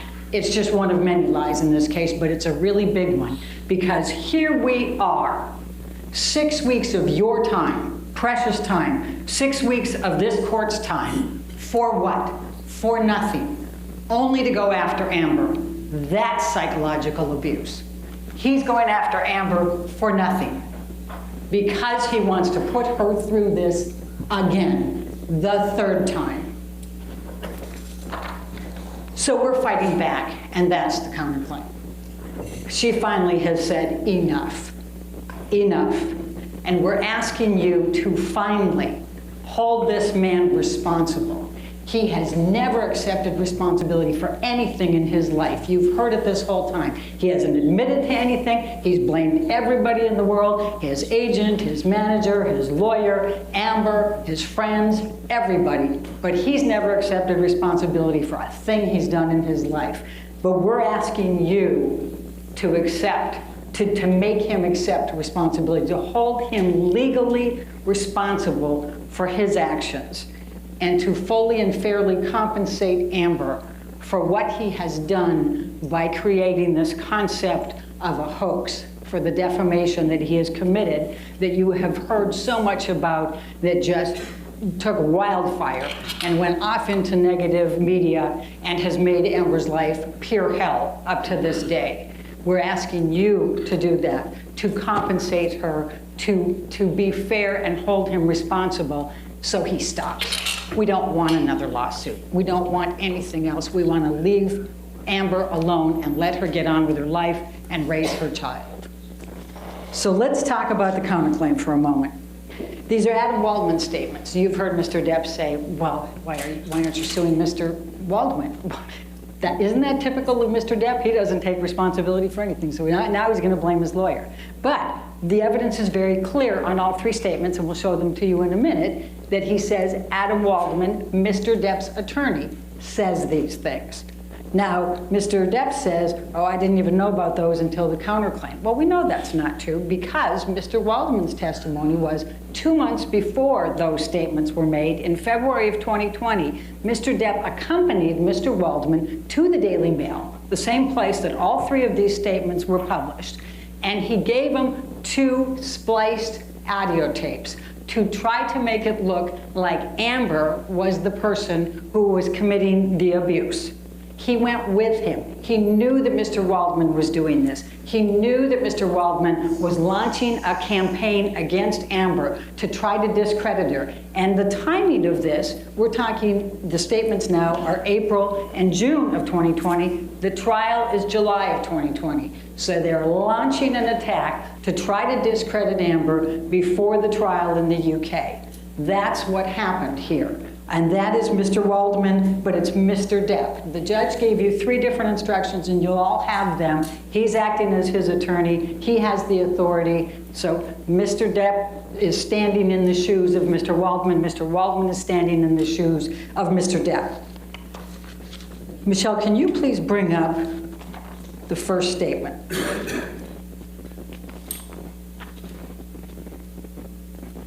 It says, Amber and her friends in the media use fake sexual violence allegations as both a sword and shield, depending on their needs. They have selected some of her sexual violence hoax facts as the sword, inflicting them on the public and Mr. Depp. Now, what this statement is meant to imply is that Amber is lying about the sexual assaults and using them with the media to try to discredit Mr. Depp. That's the clear implications of this. Now, the first part of this is this contradicts Mr. Depp's claims today that the first time you ever heard about the sexual assaults that happened was in this case. It was in the UK case. This is the case that Mr. Depp brought in the UK. And instead of Amber Heard trying to put this out in the media, she did exactly the opposite.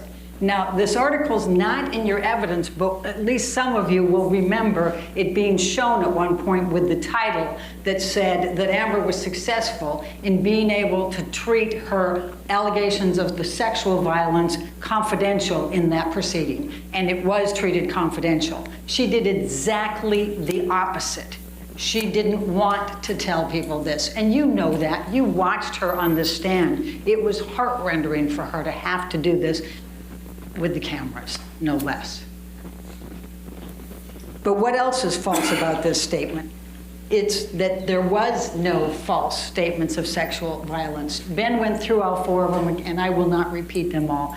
You heard the testimony, and interestingly enough, you didn't hear any stories that differed from that with Mr. Depp. He didn't get on the stand and say, you know, no, this didn't happen, to at least a couple of them. And he can't in Australia. He can't remember anything, likely. But if you just look at the pictures of the destruction in that house, I mean, imagine painting those canvases and how long that took and how much hatred and rage you have to have for somebody to do something like that. Writing on the walls, tearing up her nightgown and wrapping pieces of raw steak and putting it all over the house.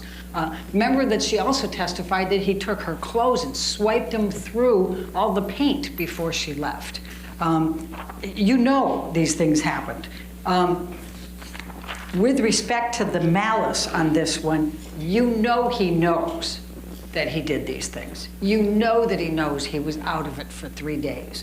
And that's all that we need to prove for malice. But there's a couple of more facts here. But you can find whatever Mr. Waldman's done, and you can find whatever Mr. Depp has done. And both of those are the same for purposes of evaluating the verdict form. They stand in each other's shoes. When you have an agent, and that's what the jury instructions say, you can go with both. What did Mr. Waldman do? There was an article about the sexual violence that he had put from the April one that went into the trial. Amber's testimony, she was sitting near him in the trial. Adam Waldman threw that newspaper down in front of her defiantly. That's actual malice.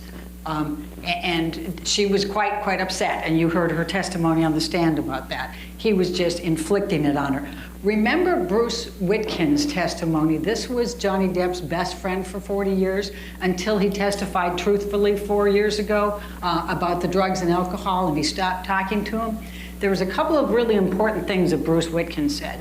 One of the things is he said he met Adam Waldman once. Adam Waldman said, "Do you have any dirt on the Mandels?"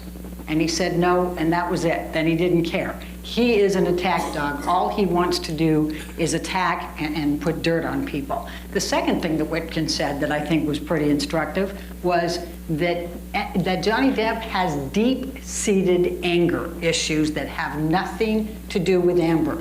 He remembered even back when Johnny was married to his sister-in-law, he had extreme jealousy even back then.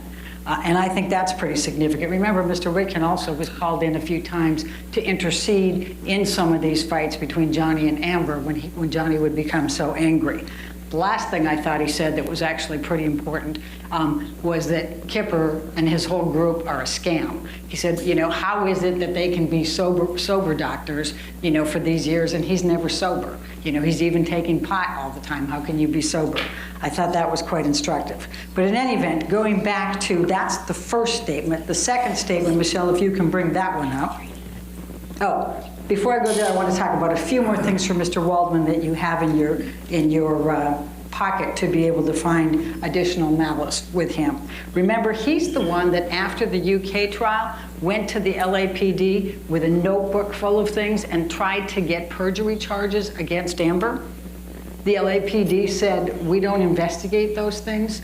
But he then went to a German newspaper and said, Amber is being investigated by the NYPD or the LAPD for perjury. Do you remember that? That's malice. That's showing his intent to do harm to Amber. He also admitted that he speaks to that umbrella guy, and you'll see that one text in there from the person from TMZ. That umbrella guy is the big lead of Johnny Depp's, you know, positive social media that is putting all the negative out on Amber Heard. And he also ended up getting knocked out of Twitter because he was abusing Amber. So now we'll go to the second counterclaim statement. And that is quite simply, this was an ambush, a hoax. They set Mr. Depp up by calling the cops, but the first attempts didn't do the trick. The officers came to the penthouses, thoroughly searched and interviewed, and left after seeing no damage to face or property. So Amber and her friends spilled a little wine, roughed the place up, got their story straight under the direction of a lawyer and publicist, then placed a second call to 911. Now this is May 21. Now, the clear implication here is that they're saying that Amber got together with her friends. They decided they were going to set Johnny up to be charged for domestic violence. And so they called the police, and they tried to make up this whole story, get him arrested, but the police said there's no evidence here, and went away, and they said, darn. And so they spilled wine, and they, you know, busted up the place, and they called 911. They got advice from a lawyer and a publicist, called 911, and tried again to get Johnny charged. That's what this says. Now, we all know that's false, and it's heinously false. Because, after these events happened, and Ben talked about a little bit of it, but I'll talk about the rest of it, and I'm going to try to do it really quickly. But we all know Amber did everything in her power not to tell them who Johnny was, not to press charges, not to have him arrested. The exact opposite of this. But what were the facts of May 21st? He comes over, he's already been drinking, he's already high, and he is on a tear about feces in the bed from a month ago. And remember how Amber talked about when he gets into these drug-induced things, he gets into these paranoias, and he gets some idea in his head, and he just won't let it go. And that was his this time. There's somebody put that feces in the bed a month ago. That was his spin. So she gets Io Tillett on the phone. He's in New York at the time. He's going, they thought, this is ridiculous. Of course nobody did. And by the way, Boo has this huge problem. Of course it was Boo. He's always doing this. But Johnny just won't get there. So then they laugh. That makes him mad. Then he throws the phone at Amber. Amber screams out and says, "Ow, you just threw the cell phone at me. It hurts." Io says, "Amber, get out of there." Johnny gets madder, pulls her hair, grabs her and starts hitting her. So Io gets hold of Rocky Pennington. She comes over as quickly as she can. She goes and gets in between the two of them. She puts her hands up on his chest. He pushes them down. And then she continues to stand in between them. And he's screaming loudly 10 times, "Amber, get the fuck up. Amber, get the fuck up. Amber, get the fuck up." Loudly, loudly. Then his bodyguards hear this, they come in, they break it up. That's how that happens. But the next part of this, remember Josh Drew, and I think Elizabeth Mars was amazing in this one. Remember their testimony. After that, he goes and he has to, he always leaves a path of destruction as he's leaving. So he, bashes up things, and you saw Ben's pictures here on the picture frames, knocks things over as he's going, goes down the hallway, he's splashing the wine, he gets his bodyguards to let him into penthouse 5. That's where Josh and Elizabeth are trying to help with Rocky's bead thing for the next day, and he comes in, storming in, and he says, "Get your bitch out of here." And he's got the big magnum, and he's mad. And Elizabeth is just terrified. She barely knows Johnny. She's met him 4 times, and she goes ripping out of there as fast as she can. And Josh gets out of there too. Then what does he do? He rearranges the furniture, or he might have knocked something off, one of the countertops or something. I think is the testimony of his bodyguards. But you saw the pictures. He went through and trashed that place again as he left. Now, the next part of this is the police coming. Io calls the police. He's in New York. He calls the New York Police 911. He's afraid they're not going to get there fast enough. He still remembers December 15 because he came in afterwards and saw all of the injuries on Amber and all the evidence. And he's terrified that Amber's still in there, the police haven't come, and that Johnny's going to kill her. So he calls a friend in LA and says, "Please call 911. We got to get somebody there fast." So she calls 911. So we have 2 calls, and you'll see the call summary. And the call summary shows those 2 calls really close in proximity here. So it's not them, we didn't get the first police officer, so we'll rough up the place and make a second one. You'll see that they're like 8 minutes apart. Up there, but it took 2 hours to dispatch the 2 different ones, and Amber never even had any idea that the second one was coming. The first one's come, and we've talked about it, we've shown you the pictures. The police officers admitted that those pictures could very much have been what was there that night. Remember, Officer Haddon, it was his first week on the job. Officer Science was 3 years on the job at that point. They say, they told Josh that if she will press charges, if she'll give a name, we can file a report and make an arrest. She wouldn't do it. You did hear from Detective Sandanaga. That's the domestic violence.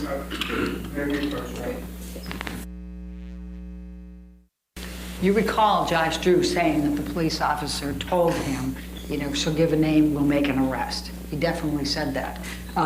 But in any event, she would not cooperate. She didn't want to, but Detective Sandanaga, their domestic relations or domestic violence person, said they should have done an incident report no matter what, even if they decided there wasn't a crime. because domestic violence has the cycles, they come back. And it's good to have the record for the next time that it might happen. So she said they should have under the circumstances, even if they didn't. And she also said that when they put verbal dispute only in those calls, it is a code that they use, and you'll see that it's twice on that call report. So to say that's why we didn't write a report. But in any event, whether the police officers, forgot about it 2 months later when they were first asked about it, whether they just decided she's never going to press charges, and you'll see on the call report they're insisting that to the second set, it doesn't make any difference. The point is, this is still false. This statement is still false because Amber did everything but try to press charges against Johnny Depp. So they go away. And the testimony is that Josh and Amber and Rocky cleaned up because they have dogs. So they cleaned up a lot of the glass and the wine and those types. They had no idea the second police officers were coming by, and they certainly didn't call them, and they certainly didn't they never talked to a publicist. She did talk to a lawyer who gave her advice, and that's why she wouldn't tell them, anything. She said, I'm not going to cooperate at all. So the second one's coming. You saw that. You've got the video cameras in there, and you see there's no effort by them to try to get now these officers to press charges against Johnny Depp. Just the opposite. Josh Drew doesn't want to even let him in the place. They come through quickly. Everything's fine. They wave. Everything's fine. Are they trying to press charges against Johnny? No. They're not trying to do anything. They're trying to get him out of there, which makes this statement 100% false. Was it made with malice? Absolutely. There's nobody that thinks that Amber tried to press charges that night. Johnny knew that. But the other thing that's very helpful and what you should look at is Defendants Exhibits 772 and 773. Because once again, the next day, Johnny apologizes to Amber. He says in two different text messages, that's 772 and 773, he says, my profound apologies in one of them, and my apologies are eternal in the other one. What is he apologizing for the next day on May 22nd if he didn't know that he did all of those things? And by the way, remember Isaac Baruch even remembers the wine in the hallway. None of the police officers remember the wine. And that's because they're busy and they got a zillion other things going, and they didn't remember this call 2 months later when they were asked about it. So that's the next one. So clearly that's 100% false. Clearly they knew it. Clearly there's malice in making that statement. They're trying to suggest that she's manufacturing evidence with her friends to try to frame Mr. Depp.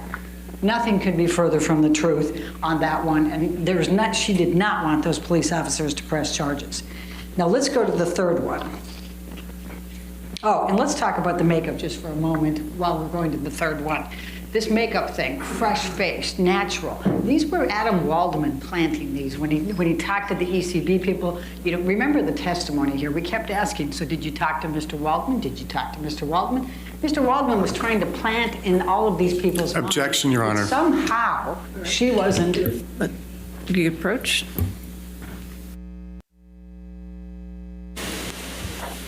So I didn't say that any of the witnesses admitted that Adam Waldman planted that. I'm saying he planted it. That's me arguing the planting.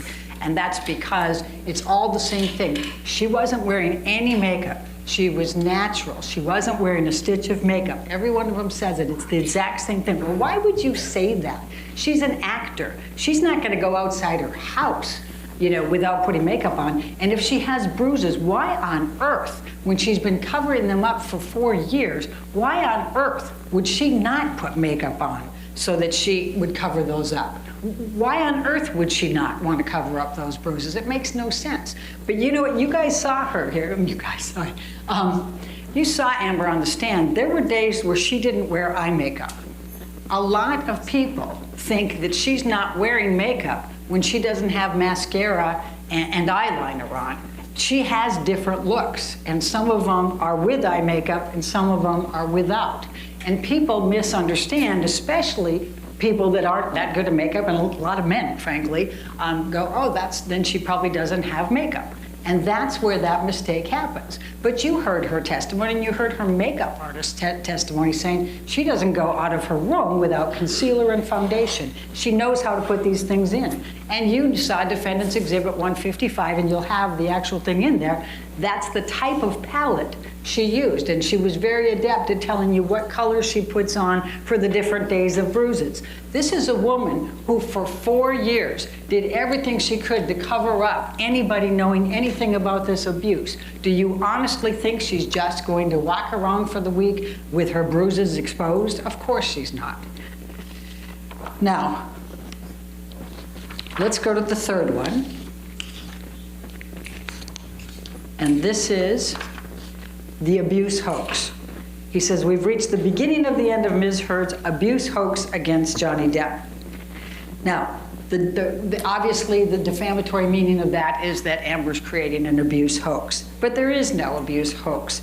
I don't need to tell you all of the evidence because Ben did a beautiful job of just taking you through all of those different things, but I will point out a couple things for you, and that is, remember Bonnie Jacobs, the therapist. Dr. Hughes and Dr. Spiegel testified about Bonnie Jacobs' notes. And remember that I was holding that, you don't get to see them, but they testified that they went through them. Dr. Hughes testified that she also spoke with Bonnie Jacobs. She kept contemporaneous notes from 2011 when she first started seeing Amber. And the abuse is documented in those notes, is what Dr. Hughes testified to. They start in 2012, both physical and sexual Objection, abuse. Your Honor. That Dr. Hughes testified to that. So Dr. Hughes specifically characterized Bonnie Jacobs' notes as reflecting both contemporaneous physical abuse and sexual abuse throughout that time period. Dr. Spiegel confirmed that later and said the same. When I asked Dr. Curry if she had reviewed those notes, she said yes, but she had no comment and she didn't Your Honor, deny objection. that was in there. Spiegel confirmed that he had reviewed Bonnie Jacobs' notes as well. And when I asked Dr. Curry, she said she had reviewed them, but she had no comment, but she also didn't deny that those were in there. Amber Heard testified that she went back, and because of Bonnie Jacobs' notes, she realized for the first time that the abuse started much earlier than she even realized before. She always had thought that it had started in 2013. When she went back and saw Bonnie Jacobs' notes, she realized that it had started much earlier, and she was very embarrassed by that. Now, significantly, you remember that she testified about how she was first called upon to actually detail all of her events of abuse in February of this year. And she went through and took the notes, took photos, she took everything she had, calendars, everything, put it all together, and you heard about at least 64 pages of detailed accountability of that. And Mr. Depp's team has been able to not refute any of that. Remember, they tried to impeach her and say, well, you didn't say that. She said, yes, I did, on page 64. Remember that? It was a very, very difficult process for her because there was an awful lot of it, and she put it in great detail. Now,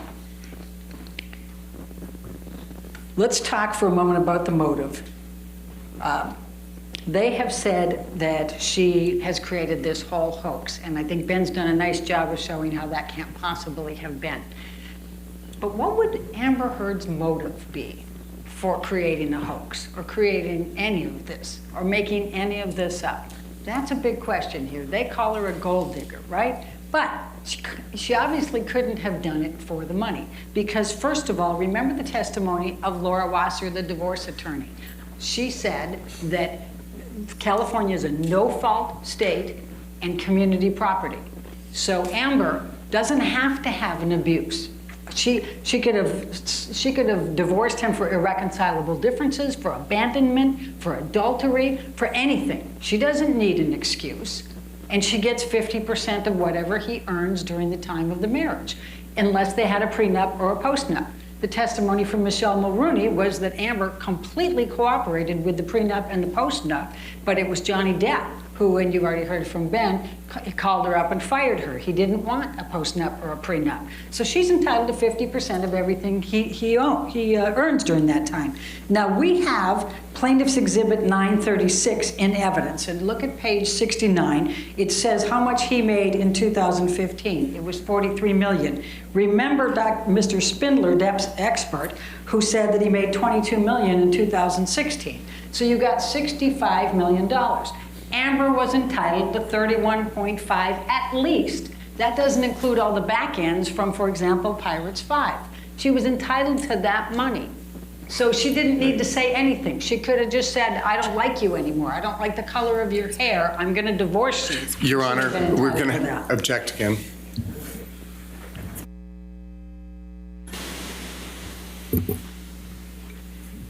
So if you do the math, Amber is entitled to at least 31.5. What does she take? 7 million. What does she do with the 7 million? She gives it to charity, or she intends to give it to charity. Now, they make much ado about the pledge versus donation, but both the corporate designees for ACLU and for Children's Hospital said donation and pledge are interchangeable. You know, these are pledges. The ACLU corporate designee said you typically do pledges because of the tax benefits, and that's what she said. She pledged it over a period of time because of the tax implications to it and because she was getting paid over the time. Now, she started to make these donations, and you'll see that the first one was on behalf of Mr. Depp's business manager, Mr. White, actually sent the letters with the $100,000 for each of those. That was the initial ones. He was trying to take credit for those, and in fact, both the ACLU and Children's Hospital got confused and gave the credit to Mr. Depp, not to Amber, for those. Then she made payments to both, and Elon Musk also made payments to both for $500,000 each, which she didn't count to her pledge, but they helped those organizations. At the end of the day, she's made $1 million in payments to them, but then she got sued here and hasn't been able to because she spent $6 million in attorney's fees. That is unrefuted. She still intends to pay those pledges, honor those pledges, and she said that throughout, and I elicited from both the ACLU and from Children's Hospital, they haven't expired, she can pay them whenever she wants to, and she fully intends to, but she has to get out from under this first. Now, who would blame a woman for giving $1 million in charitable donations? Who would do that? That sounds like psychological abuse to me. Now, Mr. Mandel testified that Johnny Depp is not a charitable person, and he hasn't written any big checks for him. Mr. Depp got on the stand and says he does it anonymously, but Mr. Mandel would have been the one writing the checks, and he says that didn't happen. Now let's go to damages, because I promised you I was going to go pretty fast here. There's a few different types of damages, but one of the things that the court has talked to you about, she told you that because we have defamation, it's invidious, and therefore it's very difficult to prove these. And so these damages to business reputation, inconvenience, embarrassment are presumed. You don't have to prove those damages. And one great example of that is the testimony from Mr. Hamada at Warner Brothers. He didn't want to have to get in the middle of all of this with Aquaman 2. They haven't even released it. So he didn't read anything in preparation for his deposition. He didn't talk to anybody before his deposition. He said that he tried to do technicals and say, no, we never terminated her contract, but oh yeah, we did tell her we were probably not going to renew her option.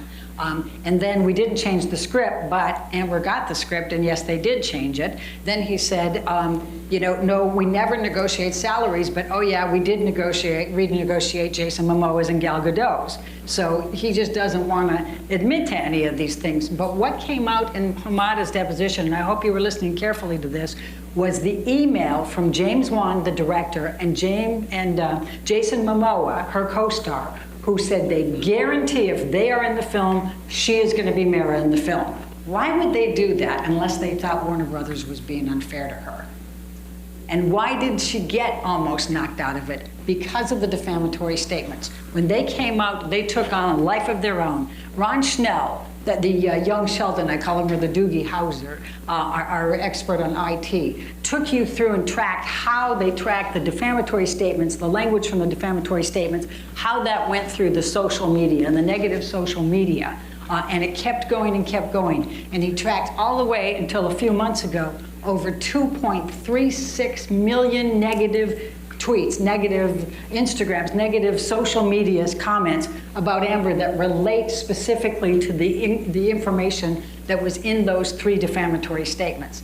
It took on a life of its own. They started to get Amber fired from Aquaman 2. They have continued to this day. They have followed her everywhere. Everybody has stopped wanting her. L'Oreal won't use her, even though they've kept her on from that time. She lost 3 different opportunities that were being discussed with her. The most significant part of that, though, is that Aquaman was the biggest blockbuster ever for DC Films. It was the biggest. It was over $1 billion. This was her opportunity for her star. Even the experts from Mr. Depp admitted this was her blockbuster, this was her mega. But what happened instead? As she's going through, as it's coming out, and in that 16 months they were going, well, nothing happened. Yeah, lots happened. She had 3 different films she was discussing. She got the L'Oreal contract. She got The Stand. All of those things were happening because of Aquaman. And then everything shut down. She wasn't allowed to do publicity for The Stand. She wasn't allowed to, she hasn't been allowed to do anything for L'Oreal. She got shut down from her charitable organizations. She ended up not getting the Amazon movie. And then they gave her a hard time about Aquaman 2. And instead of the career trajectory of the other comparators, who all went way up, and by the way, all the experts admit that career trajectory went well for all the rest of them, and she's the only one that didn't have it. And the reason is because of the defamatory statements. So you have some very good information to help you on ascertaining those damages. Now, Jessica Kovacevic, and I don't know if you remember her, but she was her agent. She said, everybody just stop talking. The producers don't want her, the directors don't want her, nobody wants her. We just can't get the traction, and we should have been able to get the traction, and they say it's because of those statements. So Catherine Arnold gave you some good estimates on this, and she gave you a very good basis for it. And she didn't use Jason Momoa's or Gal Gadot's or the others. She used Amber's, but used those comparators to show that they got big movies, that they got commercial opportunities, that they got these TV opportunities. But she used the base that Amber had. So she used the $4 million from the Aquaman, that would be 3. She used the Stands, how much they got paid per movie. And what she estimated on those, and she went through those details, is that if you took that for the last 2 years and projected into the next 3 to 4, that it's between $47 and $50 million that she could have had, instead of her star being completely extinguished. And that's what's happened to her. The emotional distress damages are even more extreme here. And that is, Don Hughes testified extensively about the PTSD and what she goes through. And every time she's called a liar, every time these hoax things come up, everything, it causes her to relive all of it. She talks about the panic attacks, the nervousness, the intrusive thoughts, the nightmares, all of the sweats, the anxiety that goes through all of this. It's significant, but probably the most compelling testimony that you could ever hear was from Amber yesterday, and when she took the stand before. It has destroyed her life. This has consumed her. She's getting death threats. Her daughter, they're threatening to put her daughter in a microwave, for God's sakes. She can't get away from this. It's everywhere. This media, the social media that has just taken off, has just consumed her life. As she said, I'm a human being. No human being should be put through this. Now, Johnny Depp sued for $100 million, or for $50 million. And we sent a message back saying, fine, then we're going to sue for $100 million, because look at what you've done to her. We're not asking you to give $100 million. We're asking you to just look at the damages in this case and just be fair and reasonable in whatever you determine by following the evidence and the instructions. But we do ask that you fully and fairly compensate Amber for everything that she's been through, both in terms of reputation and emotional distress. The very last point is punitive damages, and you surely have those in this case. We've asked for $350,000 for the punitive damages, and we would ask that you award that. Thank you very much. Great, thank you. All right, ladies and gentlemen, what I'm going to do, we still have rebuttal closing arguments, but I can guarantee you that the rebuttal closing arguments will be done combined within 45 minutes. But what I want to do is go ahead and let you have your lunch. And then after lunch, we'll come back in the courtroom, have the rebuttal closing arguments, and then we'll submit the case to you, okay? All right, so go ahead and have your lunch. Do not discuss the case with each other, and do not do any outside research, okay?